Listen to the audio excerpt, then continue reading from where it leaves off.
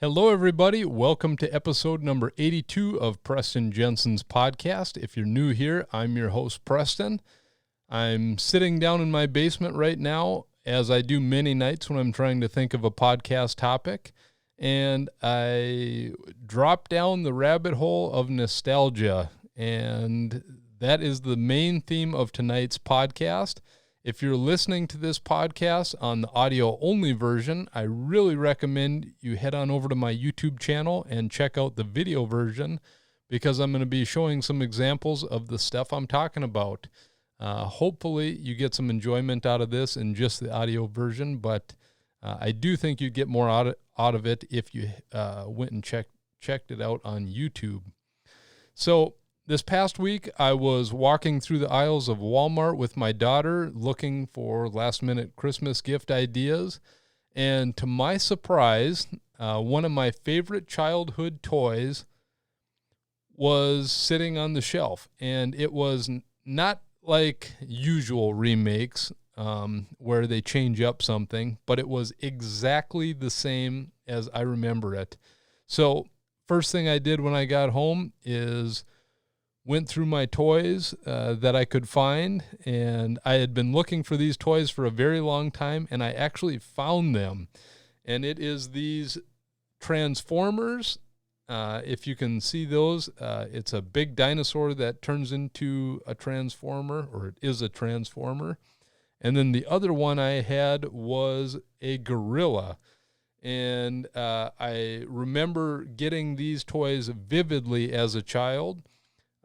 When I was younger, I competed in gymnastics, and I remember for two very important meets, my parents got me these two Transformers, and I remember being so excited when I got them. I got them from a store that's no longer in my community. It was called Fleet Wholesale, and to my surprise, these things were at Walmart, and I was very excited to see that for some reason, just thinking like, hey, I got so much enjoyment out of these toys. It's cool to think that kids today will think these are awesome as well. Another thing that really kind of shocked me is the cost of the toys. If you're following along on my screen share here, it says that this toy on this website that I'm on is almost $70. At Walmart, I think it was $50.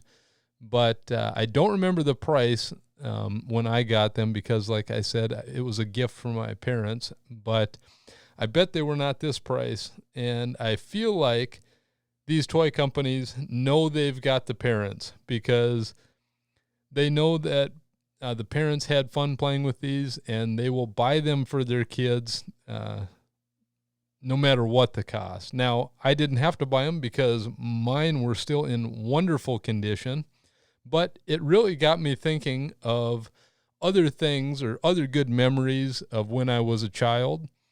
And the one thing I kept thinking about is when I lived down, I used to live down by a grocery store, and it was always a fun treat for me when I got old enough to walk to the grocery store by myself with my siblings, and my parents would give us enough money to buy a pop and maybe a treat.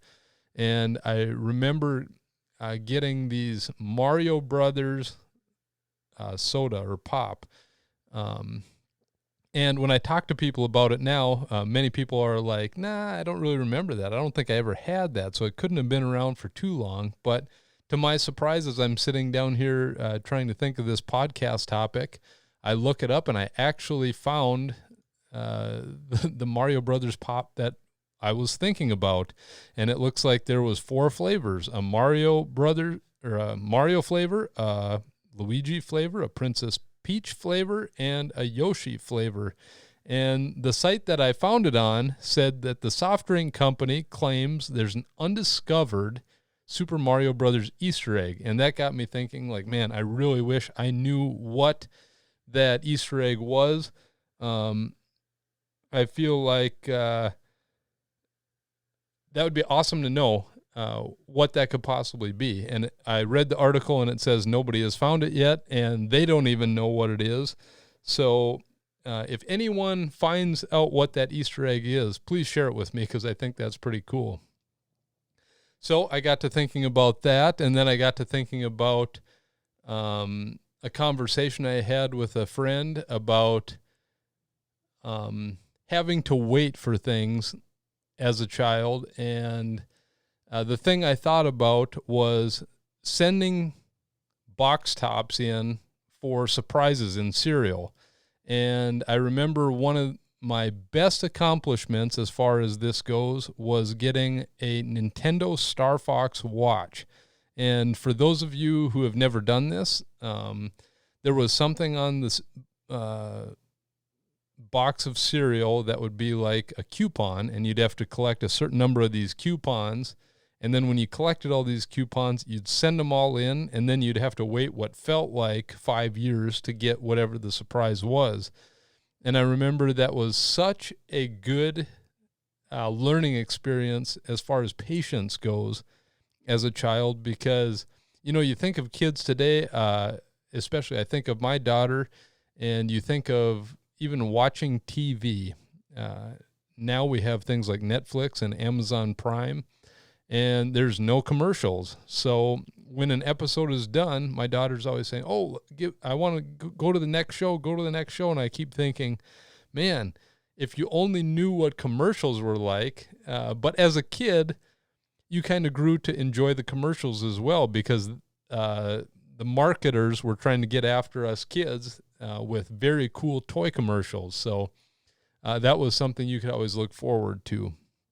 But yes, I remember this Star Fox watch very vividly as well, because it took so long that I'd actually forgotten about sending this stuff in.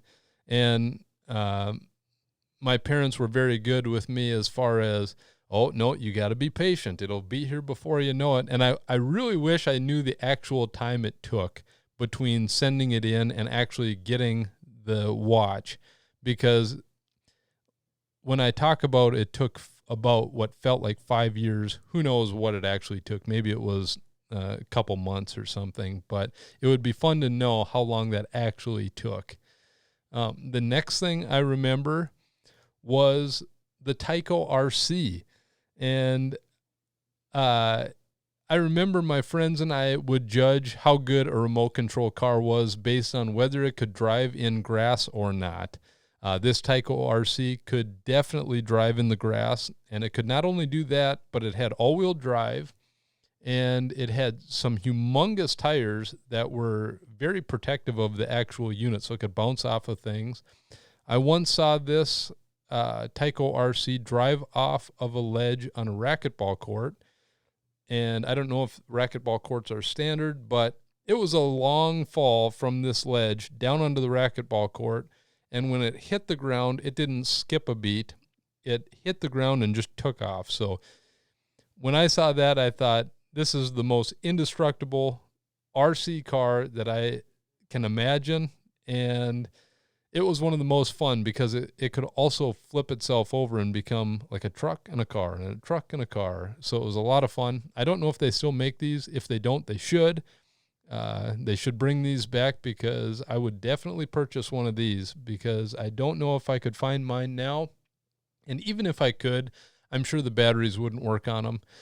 Even if they built a little more beefier version of this, because this was a small unit, I think they could make a lot of money with that.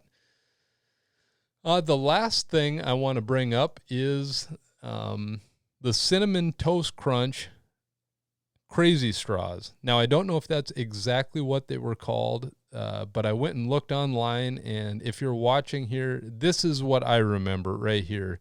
And for those of you just listening, basically, it's a straw that comes in segments with each cereal box that you'd buy. I actually think, if my memory serves me right, and I don't know why I would remember this, but I think 2 of the segments came in each box. And you'd put these segments together, and you could have basically an unlimited, as far as length goes, straw. But the really neat part about it was when you drink your milk from your cereal, the cold milk would start going through the straw, and it would change the colors of the straw, which I thought was very cool.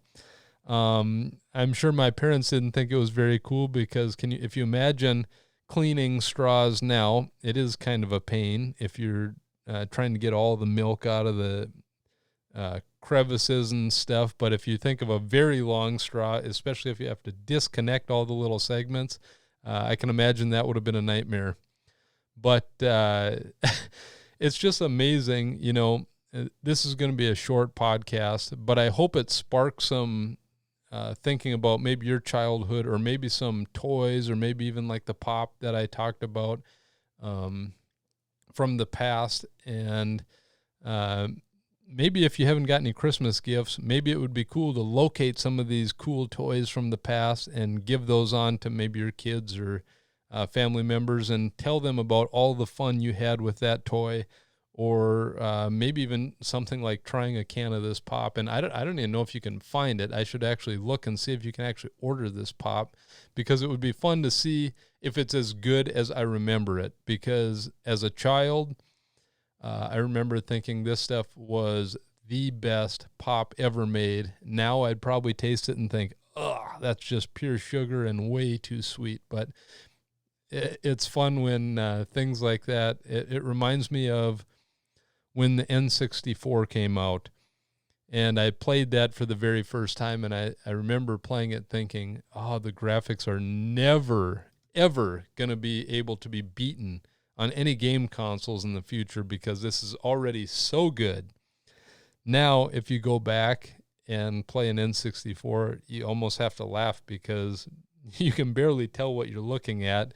It was great technology for the time, but it's amazing how far things have come. So every time I think of, oh, this is the best it can possibly be, I always remember that and know that, it can be quite a bit better. So right now with like the Xbox X, I think this is the best it'll ever be, but who knows? In a few years, they'll probably blow it out of the water. So yeah, I had a lot of fun. I had no topic tonight. But I'm just sitting down in my basement with the theme of nostalgia on my mind, looking through old toys, thinking about old Christmases, thinking about fun times as a child. Another fun thing, this has nothing to do with this other than it's nostalgic and it brings cool memories to mind. I always knew it was going to be a good weekend when we were allowed to walk to the movie store and rent a gaming console, and it was really a good weekend if we were allowed to rent 2 games. And the fun thing was getting the big pack with the Super Nintendo or the NES and taking that home and using the coax cable to hook it up to the back of the TV, and half the fun was getting the thing to work. You had to blow into the gaming console, and then you'd have to blow into the cartridge to try and get the game to work. But when it worked, all was well. Sorry for such a short episode. I guess it's actually probably kind of refreshing because the past few episodes I've had have been pretty long, and I really appreciate all of the positive feedback I've been getting on the show. I want to hear from you guys after this episode to see if this sparked any awesome toys that you remember from the past, or any cool promotions. Even as I'm talking about this, I'm thinking of another cool promotion that I remember as a child. It was McDonald's that had this promotion, and it was during the release of the Inspector Gadget movie. And I don't know if you got it in a kid's meal or if you had to buy the separate sections of Inspector Gadget, but when you were all done, you could build an actual Inspector Gadget. And I never even came close to building it. I never saw one completely built. So after this episode is done, I'll probably have to look that up and see what it actually looks like. But I want to hear about things like that or stories like that from your guys' past. And I look forward to looking up all these things and hearing the stories from you guys. Thanks again for listening to another week of this podcast. I look forward to talking with you guys next week. Thank you.